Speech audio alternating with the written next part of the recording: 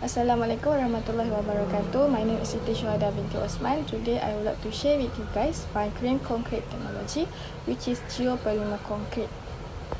Geopolymer Concrete was the name given by Davids in 1978. It's characterized by chains or inorganic materials.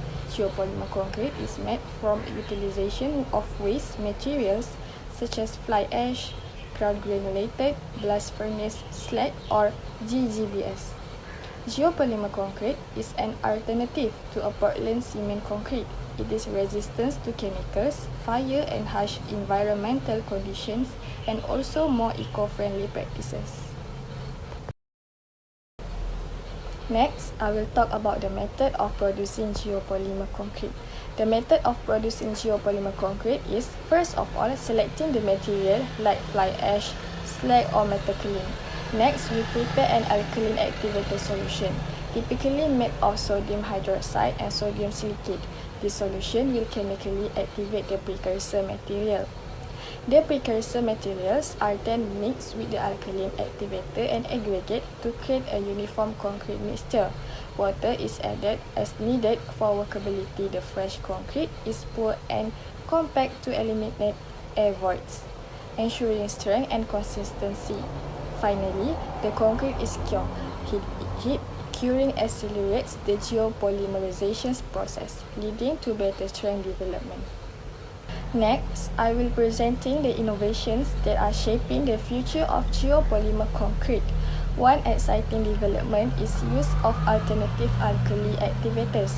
Researchers are exploring cost-effective and eco-friendly activators to replace sodium silicate and sodium hydroxide, making geopolymer concrete more affordable and scalable. Another innovation is incorporating various industrial wastes such as red mud, rice husk ash, or glass powder. Finally, merging geopolymer concrete with materials like steel fibers, graphene, or nanosilica enhances its strength, durability, and resistance to harsh environments.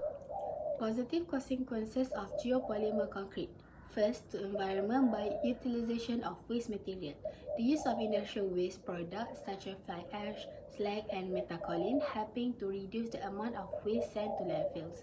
By reusing this byproduct, geopolymer concrete contributes to a circular economy and reduces the demand for virgin raw material. Next is durability by improved resistance to chemical attack. Geopolymer concrete has superior resistance to aggressive chemical environments, including acid, sulfates, and chlorides.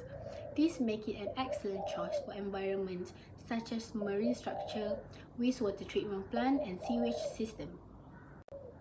Next, one of the most notable positive consequences is the rapid curing of geopolymer concrete. Its ability to speed up construction timelines.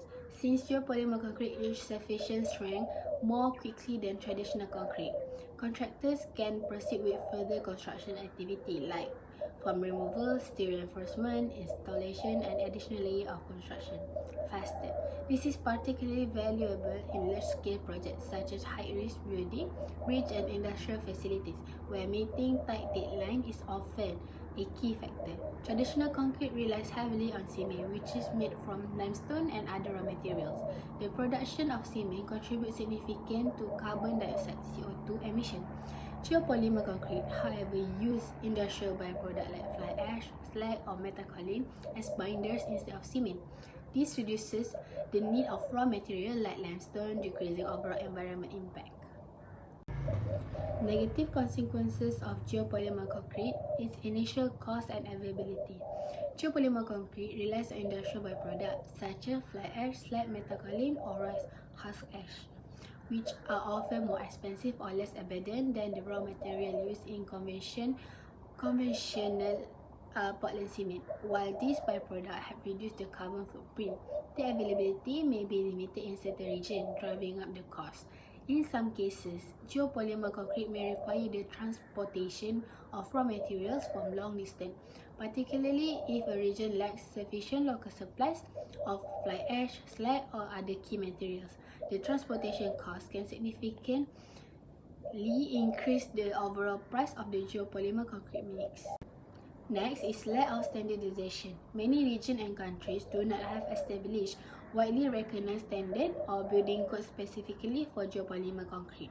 Without this standard, engineer, contractor and regulatory body may have difficulties in evaluating its performance, and construction project may experience delay or uncertainty about compliance with existing regulation. Geopolymer concrete relies on industrial byproducts such as fly ash and slag, which can vary significantly in chemical composition and properties depending on the source and production process. For example, fly ash produced by different coal power plants can have different levels of calcium oxide, aluminum content, and other chemical compounds. This can lead to variation in geopolymer concrete properties, such as strength, setting time, and workability.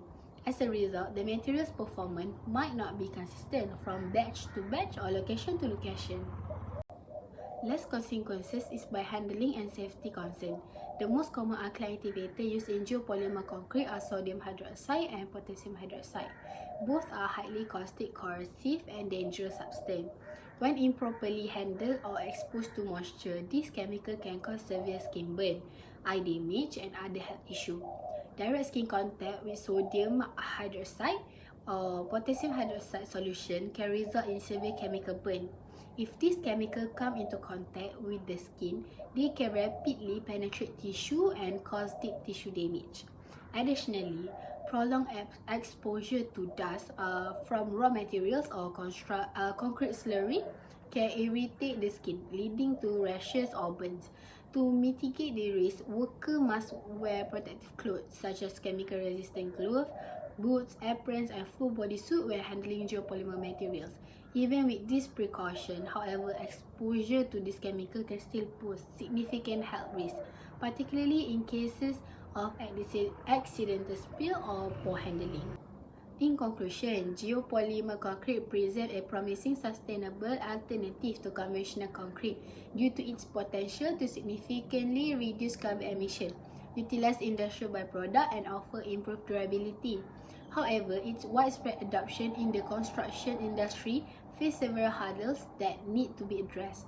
These challenges include higher initial costs, limited availability of key raw materials, and lack of standardization and regulatory approval. To realize the full potential of geopolymer concrete, effort must focus on improving cost efficiency, ensuring the sustainable sourcing of raw materials, and developing universal standards and regulation for its use. With continued research, innovation, and collaboration among industry stakeholders, geopolymer concrete has the potential to play a critical role in advancing the construction industry's transition towards more eco-friendly, durable, and sustainable materials in the future.